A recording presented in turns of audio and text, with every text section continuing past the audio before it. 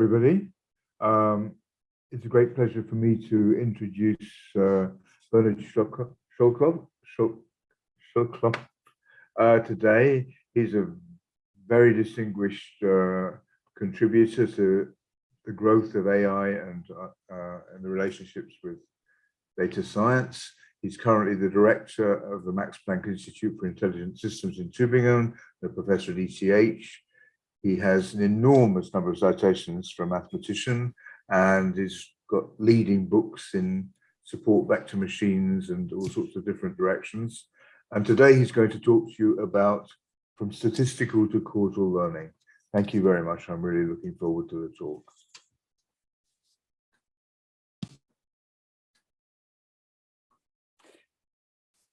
Thank you very much for the kind introduction. So I was hoping to actually be in St. Petersburg today. It's a place that I've never visited, but I heard a lot about it from my PhD advisor, Vladimir Babnik, who was Russian, whose family is originally from there. And it's sad we can't be there. It's also sad that there are mathematicians and other people who are in prison in Russia and other places as we speak. My talk is about machine learning. I assume the reason why I was invited is not the beauty of the mathematics in machine learning, but the impact in the world. And my goal is to explain that this impact happened in spite of some major shortcomings of current machine learning and AI technology, and that we could probably do much better if we were to understand and address these shortcomings, and that there are some interesting conceptual and mathematical questions related to that. So I'll focus on the big picture rather than on minute technical details. And I'd like to thank the organizers for inviting me and giving me this forum here to get mathematicians interested in this. And also a special thanks to Peter Scholz, who invited me to come here locally to the Max Planck Institute in Bonn, which is where I'm giving this talk, and just invited me for lunch. Very interesting conversation. So I want to start with this page from the New York Times from 1958.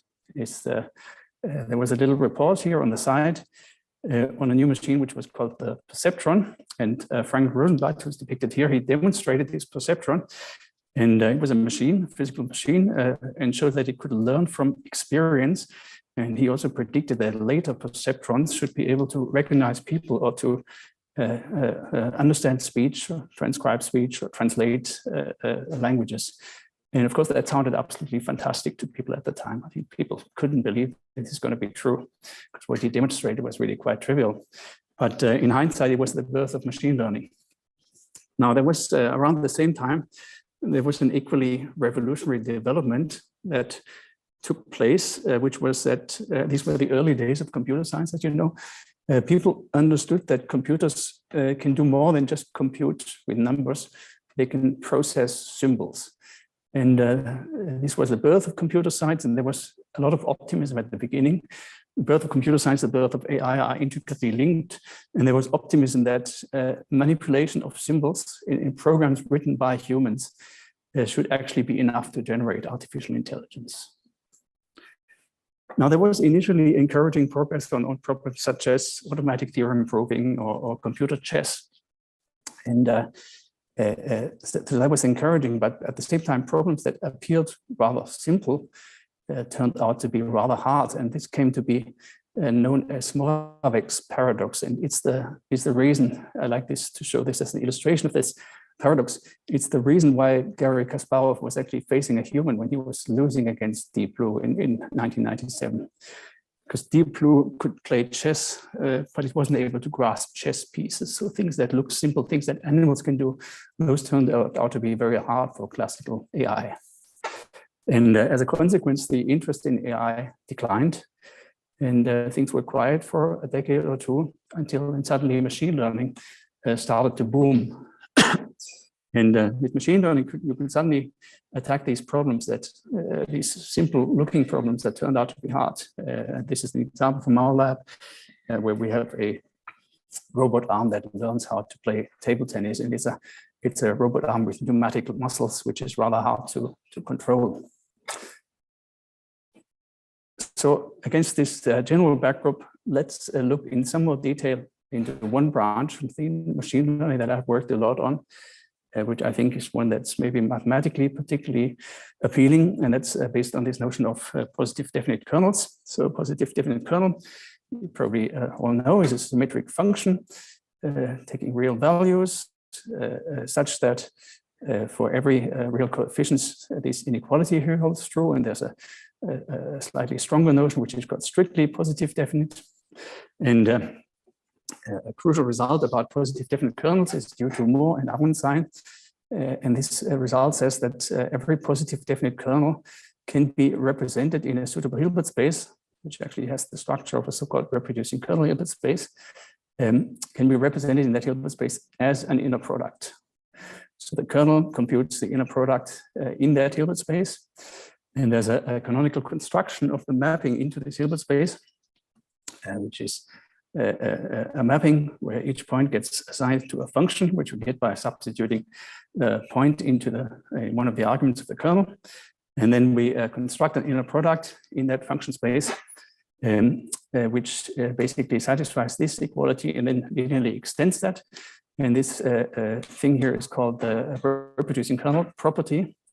In machine learning, it's also called the kernel trick. Basically, it tells us that if we have an algorithm which we can formulate in terms, an algorithm that runs in a Hilbert space, which we can formulate in terms of inner products, then we can compute these inner products directly by evaluating the kernel function.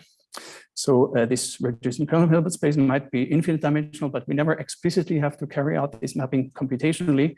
As long as we have an algorithm that can be written in terms of inner products, we know how to do it directly based on the inputs using the kernel. And I've listed some examples of such kernels here, and there's a whole industry of people constructing kernel functions for different types of structured data and text and graphs, etc. Let me give you one example of an algorithm that we constructed based on such kernels, which is called kernel PCA. So you all know PCA is a standard method in statistics for data analysis, looking for directions of large variance in a data set. So here we have a two-dimensional data set, these red points here.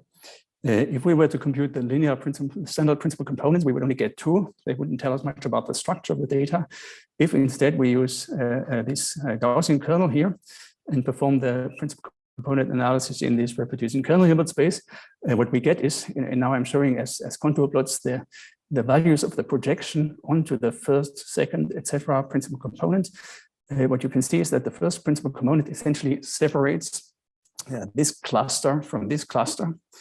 The second one then separates this cluster from the union of those two. And then the next principal components start looking for structure within the clusters, looking at each of the clusters in turn. And then this one is roughly orthogonal to this one, etc. This one orthogonal to this one, and so on. So it's looking for variance in that Hilbert space gives you an interesting nonlinear sort of feature extraction method in the input space. There's a second example here, which was originally we conceived as a pedagogical example in a book that we wrote. Here we try to construct a pattern recognition algorithm for binary classification. So we have two classes of objects, let's say the ones here and the ones here. And now we want to find a rule to assign a new point to one of those two classes. And maybe the simplest rule one could come up with would be to say, let's compute the mean of the positive class, the mean of the negative class, and then assign the new point to the class whose mean is closer. And we want to do this now in the reproducing kernel Hilbert space. So it's a simple geometric algorithm that can be written in terms of dot products. And if we just go through with this straightforwardly, express all inner products using the kernel, we get this decision function here. And it's interesting because it looks like something that we could have written directly without thinking about the Hilbert space, because in the special case, for instance, for a Gaussian kernel, where K is a valid density model for a normalized Gaussian, this thing here takes the form of a Poisson Windows density estimator for the positive class and this for the negative class. So you can think of this as a plug-in classifier that's based on density estimates. But here it was derived purely geometrically in this Hilbert space. And the support vector machine, which is maybe the best known kernel method, takes a similar form to this, only that the coefficients are non-uniform in the classes, and they are computed by the solution of a quadratic optimization problem. And there's a certain type of regularization in the support vector machine that I'll get back to in a minute.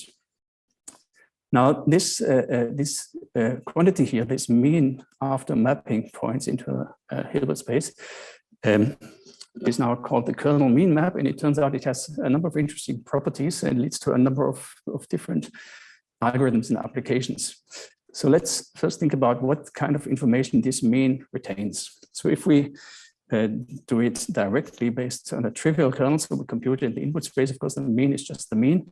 If we take what's called a polynomial kernel, it turns out that the mean in that Hilbert space carries information about all empirical moments of the data set up to the order of that polynomial kernel.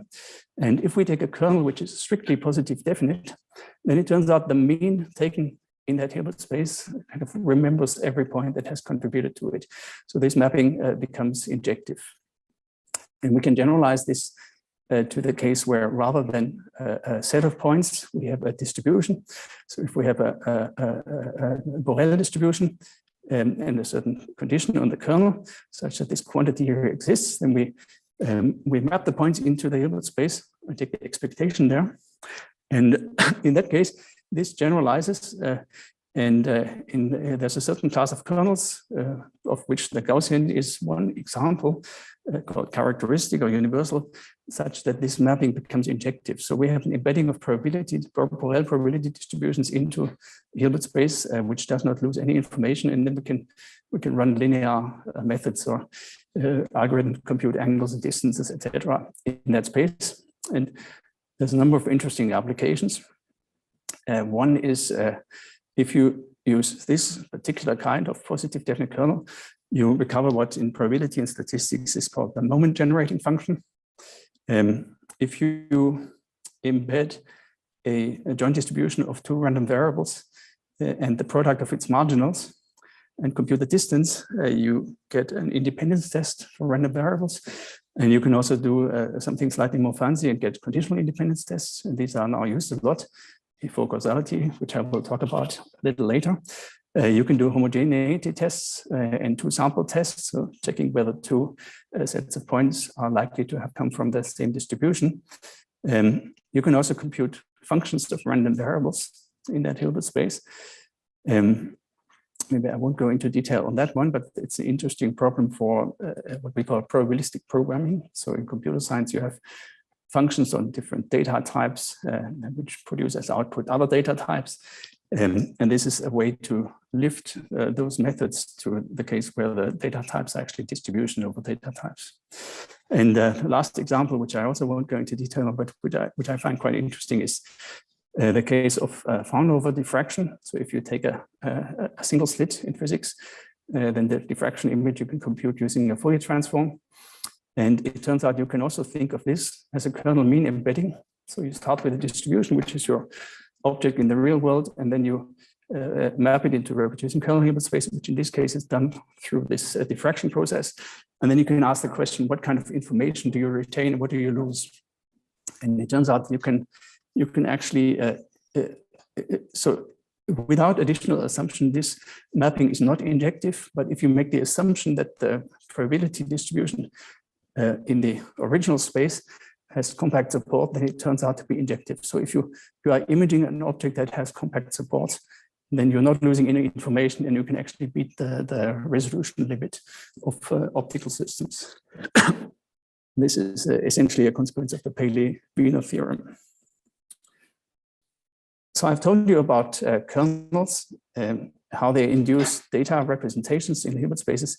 I haven't yet told you about the crucial issue of statistical learning, and that's the issue of generalization.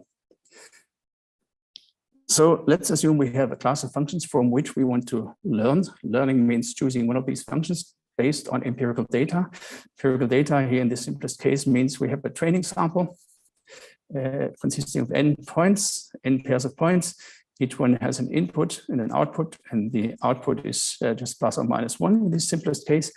And we assume that each point is generated independently from the same unknown underlying random experiment described by a joint distribution of x and y.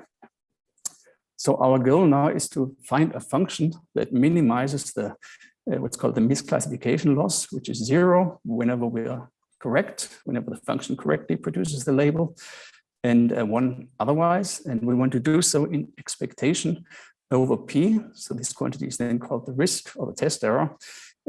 Unfortunately, since we don't know P, we're just given the sample, we can't compute this quantity, let alone minimize it over the function class.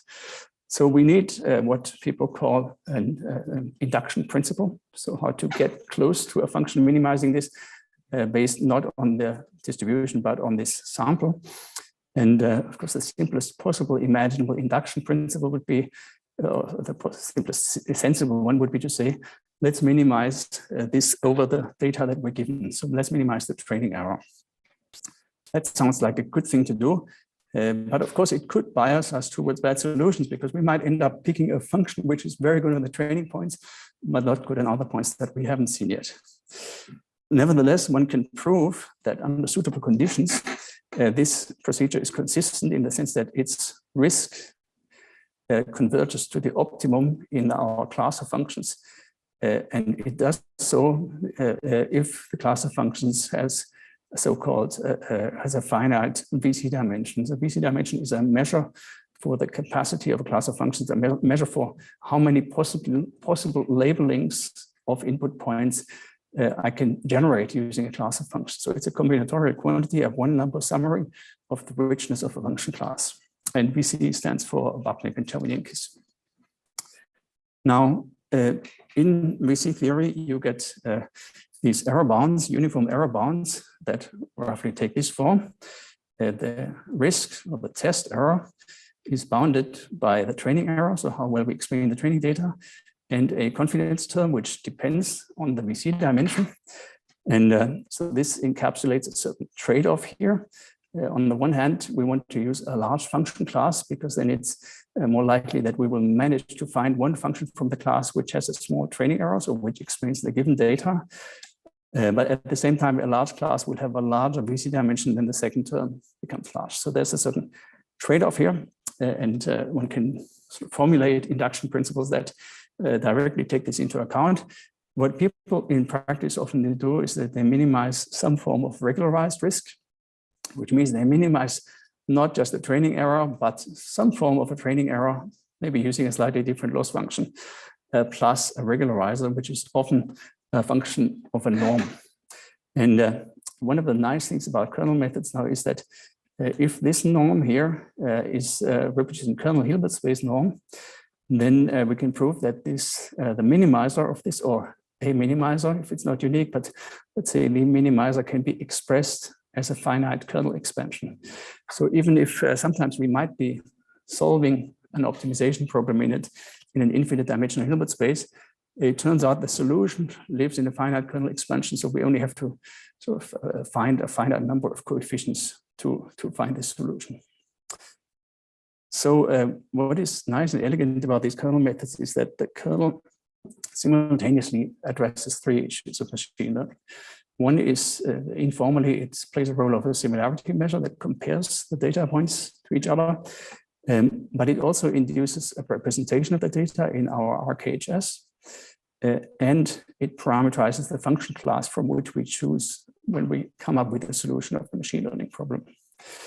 And there's also results about support vector machines and about other learning methods such as neural networks, which address what's called universal consistency. So that's a convergence to the lowest possible risk that any function could achieve on a problem. And this requires that the capacity gets large enough as the number of training points increases.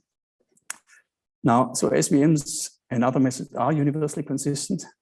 But of course, there's an important point in the fine print of all these results, which is, as I mentioned before, the data have to be independent and identically distributed, so IID. And it turns out in practice, unfortunately, this assumption is often violated. And I want to show a recent example here. It's an example where people looked at chest X-rays, and they're trying to detect whether a person has a pneumothorax, so a collapsed lung. And on this picture, we see a collapsed lung. This is a normal lung. And so it worked very well on the data that people trained it on. But then afterwards, they noticed on a different data set. So the ID assumption is now violated. We have a slightly different data set. It didn't work anymore. And analyzing the results, they noticed that the system had actually not really learned to look for the collapsed lung, but it learned, I don't know if you can see this here, it learned to look for this little detail, which is a tube that the doctors insert when someone has a collapsed lung. So if you take these pictures of patients in the hospital that are already being treated, the system starts detecting this little tube. And afterwards, you show a normal person that maybe is already cured. There's still a tube in, and the system says there's a pneumothorax. So this is an example of what people call a spurious correlation. Now, machine learning doesn't care in this IID setting. It doesn't care about whether a variable is causal or not, or whether a variable is just correlated. And rightfully so, because if you know that the future data are going to be exactly with the same distribution as the past data, and then you should be using all features that carry statistical information about your target that you want to predict. But in the real world, we more often do have distribution shifts than not. So that's a problem. And another way we see this problem is with this issue of so-called adversarial vulnerability. So you may have seen this kind of images. So here we have, again, a system, I think in this case, a neural network, in the previous one probably also, a system that's highly optimized to a given distribution, very large training sets, very large number of parameters to optimize. And these systems are then not robust even with respect to very small interventions.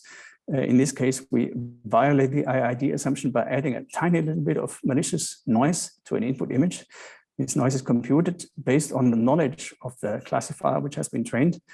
And then this little pig is suddenly recognized as an airliner afterwards, even though to a human it still looks the same. So we have a problem here. And I would argue the problem has something to do with the difference between statistics and causality. And to get more robust, we should really start thinking about causality. So what does that mean? Maybe the first person to systematically think about the link between statistics and causality was Hans Reichenbach, originally a philosopher who did a PhD on the foundations of probability and later became a faculty in the physics department in Berlin. So he said that whenever there's two variables that we find to be correlated or more generally statistically dependent, there has to be a causal explanation. So there must be another variable that causes both of them. And that other variable can be chosen such that it screens them from each other in the sense that conditioned on that variable, the original two observations become independent. Now that variable could coincide with either X or Y. So if you take this example of the correlation between the frequency of storks and the human birth rates, which at some point was that correlation was there in the European countries, then it could be, the explanation for this correlation could be that the storks bring the babies, it could be that the babies attract the storks, or it could be that there's something else which has a causal influence on both, so such as economic development or anything, you name it. Now, interestingly, for this field of science, we cannot distinguish these three cases based on only observational data. We don't make additional assumptions. And that's a problem that we've been thinking about in the last 10 or 15 years.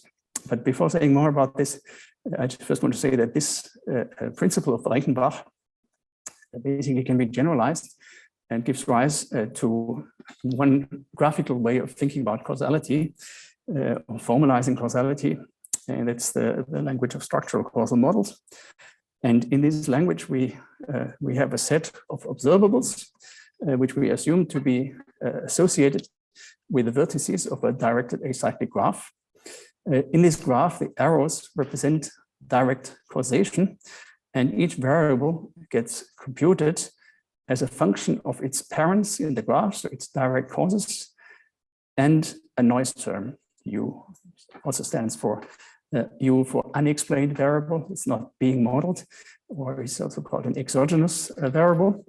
And Moreover, we assume that all these noise terms are jointly independent, because if they were not, we would go back to Reichenbach and say there's a correlation that needs to be explained, so our model has to be bigger. So that's the model now.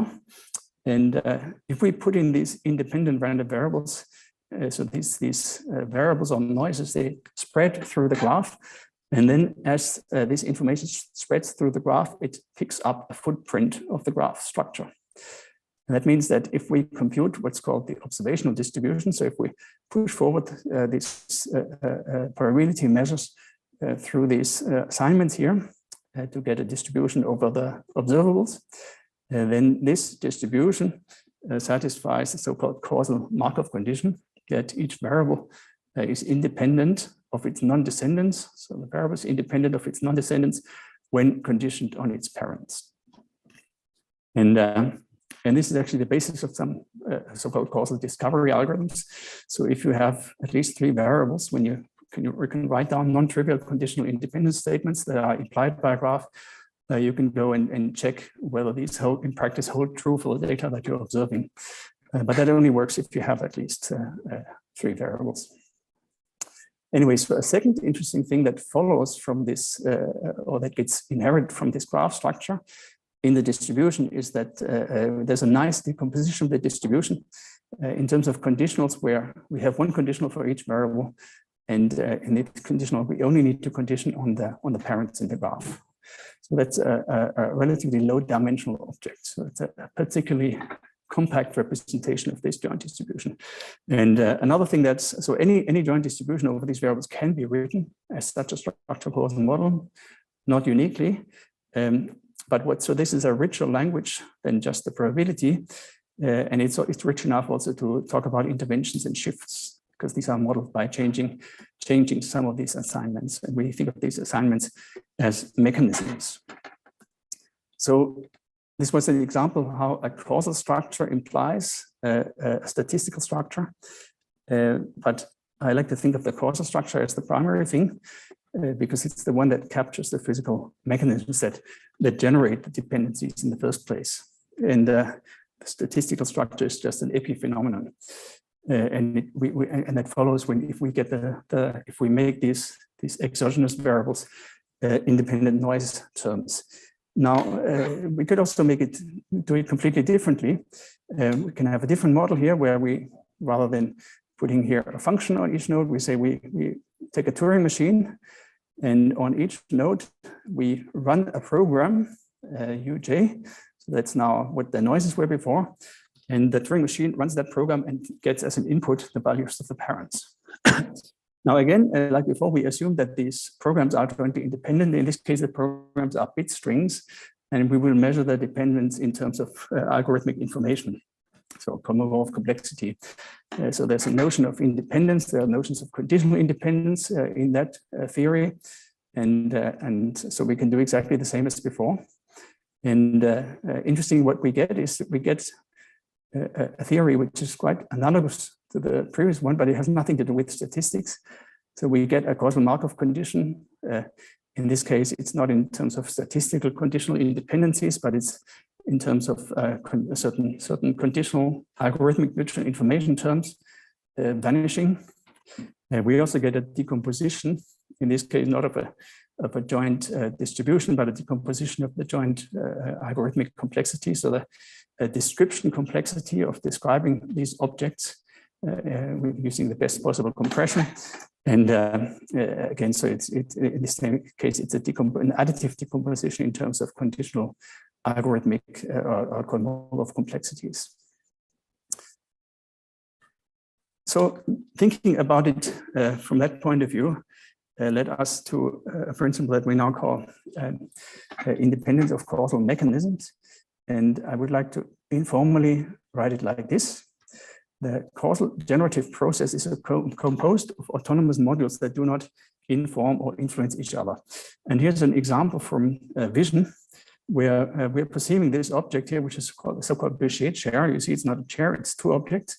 But if we look through it from this hole, then we suddenly perceive a chair. So that means perception fails. We see something which is not there. Why does perception fail? Perception fails in this case because if we look through this whole, our perceptual process, so if we now think of it overall like this decomposition, we have a mechanism that gives us a percept based on what's in the world. Our perceptual process in the generic case is independent of what's out there in the world. That's what our brain assumes. If we violate this independence, then perception can go wrong. So in the generic case, we think this is true. And more generally, we write it like this. So this is, again, the factorization from before. So this factorization follows from the independence of the noise terms. We will now additionally require that these objects here are such that if we change one of them by some kind of intervention from outside, so we need to talk about interventions and causality, then that does not affect the other ones. So the other ones should remain invariant. And also, if we know one of them, it shouldn't tell us anything about the other ones. And we apply this in machine learning when we have data where things change. Since in this case, we assume that small distribution shifts in the real world should, if we use this factorization, usually only affect few of these terms. Whereas if we use any other sort of mathematically possible factorization, typically a change that is visible here will somehow be spread out over all terms in this decomposition. So in the causal one, we hope that this is a sparse effect. And you can think of this as a relaxation of the IID assumption. So we allow for changes, but we only want changes where most of these terms are stable. And just very briefly, one example, the most trivial example you could imagine. Let's assume X causes Y. Let's assume we don't even have noise on the mechanism. So it's a deterministic function. Let's assume it's strictly monotonic. So it's symmetric. So we start with some generic input distribution. We have a mechanism in this. So that's our conditional of effect given cause. In this case, it's just a function. Then it turns out that if we start with a generic input, then in the output, wherever the mechanism was flat here, this function, the output carries a footprint of the mechanism. So the output will have a high density. So if we find the right formalization of what it means for this thing to be independent of this one, then it turns out we can prove that in the backward direction, this thing here will not be independent of the inverse function. So there's an asymmetry that's implied by this principle, and one can formalize it in different ways. Here we took one particular kind of formalization, and in this formalization we can prove that if independence is true in the forward direction, it's strictly violated in the backward direction. And we can analyze this in different ways and interpret this and link it to information geometry, but I think I don't have time to go into that. Instead, I want to briefly tell you about one interesting implication in connection to physics, and then take a step back and connect again to AI. So in this case, this little thought experiment, we have a beam of particle, that's our cause, which is scattered by an object, that's the mechanism, and the outgoing beam is then the effect. And of course, the outgoing beam contains information about the object. That's how photography works. So the photons contain information about the objects that scattered them. Now, at the same time, we know that because microscopically, the time evolution is reversible. So it's a bit strange that the photons contain information about the object only after the scattering, and photographs show the past, but not the future. And this asymmetry is due to some form of independent mechanisms assumption. We assume that the initial state and the scattering mechanism are independent. Of course, the state after the scattering is no longer independent of the mechanism. That's how photography works. And if we now formalize this in terms of algorithmic information theory, so we postulate that the initial state and the dynamics of the system are algorithmically independent, then we can prove that the Kolmogorov complexity of the system as time evolves is non-decreasing. So that means the entropy of the state monotonically increases. And that's the second law of thermodynamics. So it gives us the so-called arrow of time in physics. Of course, assuming that we accept Kolmogorov complexity as a sensible measure for physical entropy. Okay, so we recently found another way to formalize the ICM principle, and this is building on the notion of exchangeability. I'm going to keep this very short, more as an outlook for people that are interested. So you may have seen the Definetti result. So if you have a sequence of random variables that are exchangeable, it means their order does not matter. And of course, exchangeable does not mean they need to be independent, but Definetti says that we can make them conditionally IID given some suitable random variable theta. And the distribution of that variable theta is what Bayesians call the prior. And this is sometimes used as a justification for the Bayesian method in statistical inference. So even if you're not a Bayesian, but you believe your variables are exchangeable, then whatever you do at the end will be as if you believe there's a prior. So we have recently generalized this to a setting where we have exchangeable sequences of random variable pairs, where we think of X as the cause and Y as the effect. And then we make an assumption which we think of as our independent causal mechanisms assumption. And this assumption says that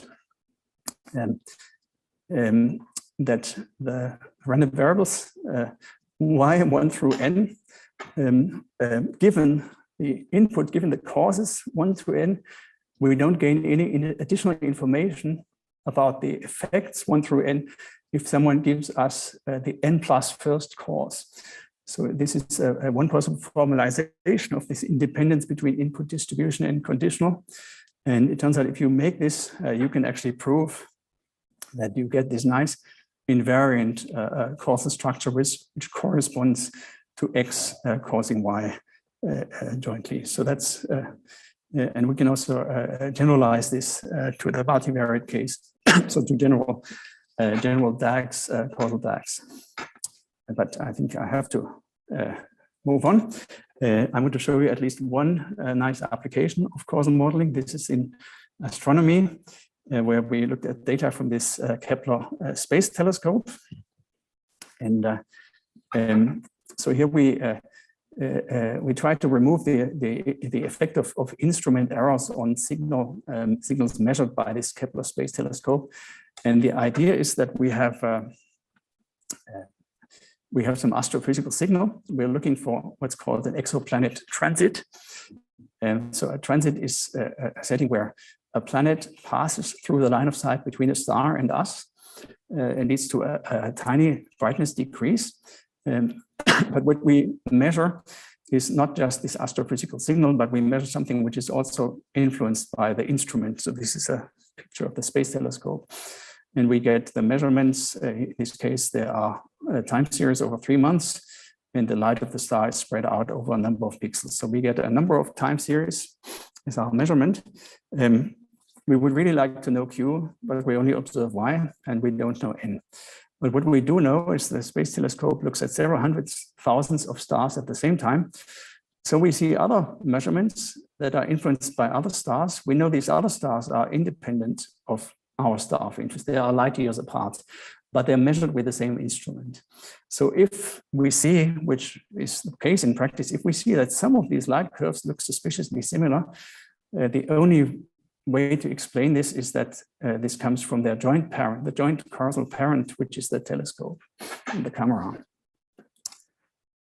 So this gives us the idea that we try to best explain this with the quantities that we have, the x's, which are affected by the same noise source, but not by the same astrophysical signal. So we try to best explain Y in terms of many, many other stars, and then somehow remove this explanation to get something which is closer to the quantity that we're interested in. And we formalized this problem and wrote down a set of assumptions. And under these assumptions, you can prove something.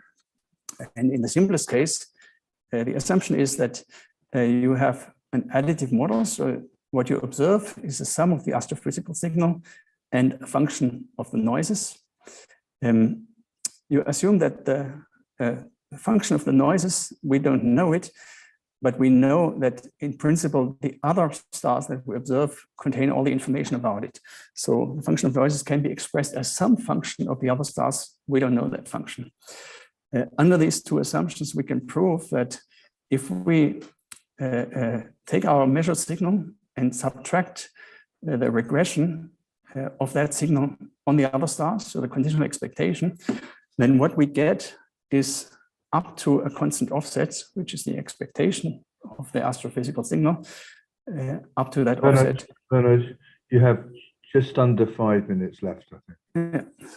So you have up to that quantity, you almost surely recover the random variable, the unobservable random variable. And I think there's a generalization where we weaken this assumption. I'm going to skip this.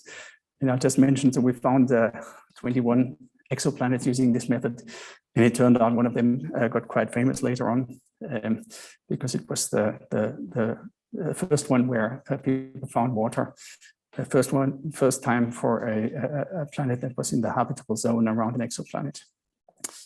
Okay, so I've criticized machine learning. I gave an example where it fails.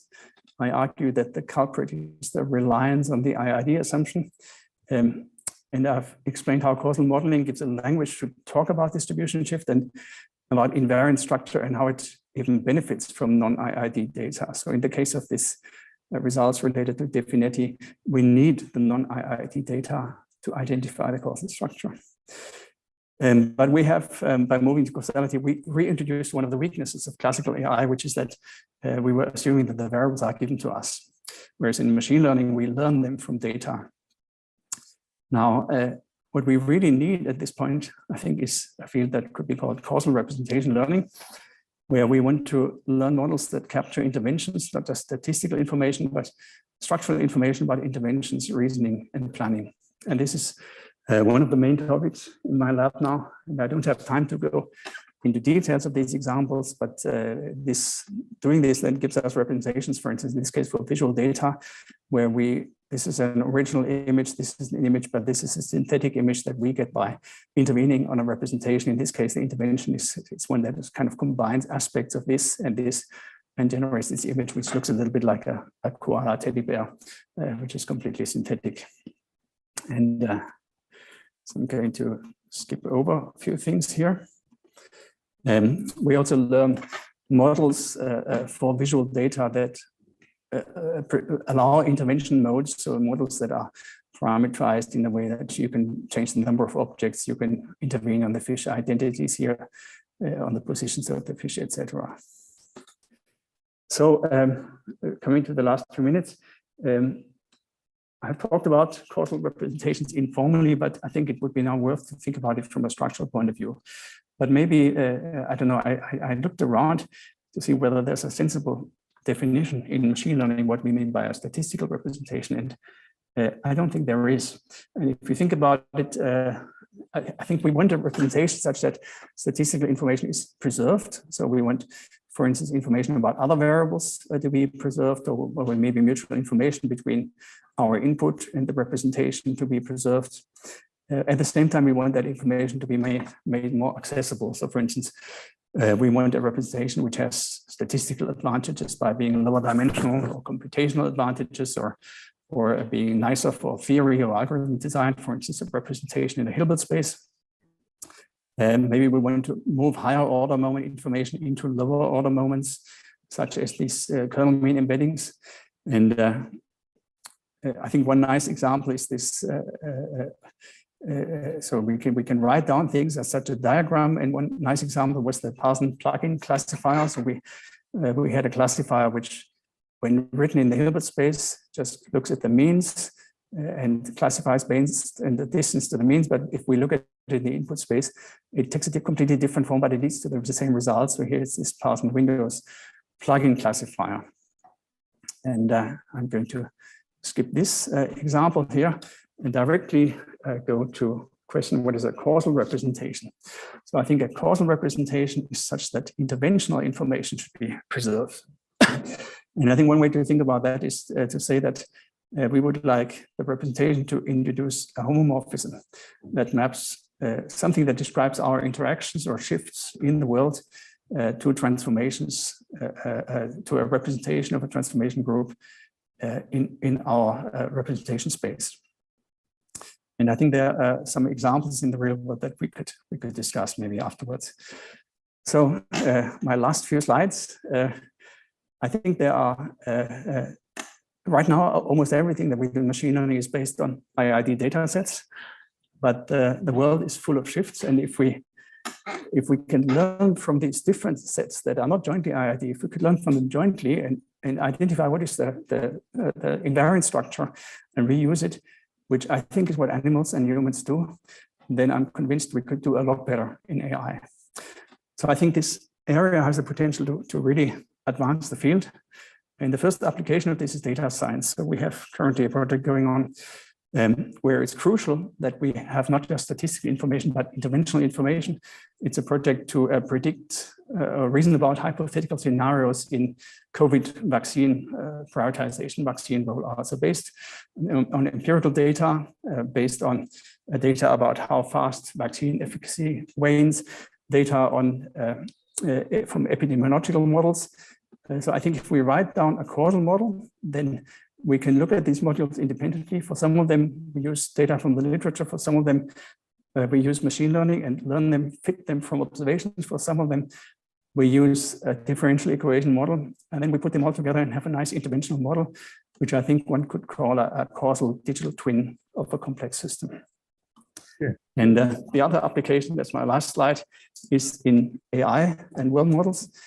So I think a nice example is this image here. If you see this image, it's almost as if you're already placing your feet on those stepping stones. So the model that we have in our head when we look at this is an interventional model that includes your actions. And maybe thinking is actually nothing but acting in such an imagined space as Konrad Lorenz once put it. And I think this connects to this fundamental problem that has driven me since I've been young, which is how does the world get into our heads? So all the brain gets to see is just neuronal signals, and all the brain produces are neuronal signals. So how can this have anything to do with what's out there in the world? And I think this is a profound problem. It's a problem that's connected to structural similarities and representation. And I think it's conceivable that we're now at a stage where maybe we can start making progress on this. Thank you very much. Thank you very much. Really fascinating. I'm sure that Bernhard will be very happy to try and answer questions that people want to post on Discord afterwards. It just remains for me to thank him very much for a really stimulating insight into it. Actually, if you look at the paper he's posted on the archive, you'll find a great deal more to think about and look at. And I found it a wonderful introduction. Thank you very, very much indeed. And I think at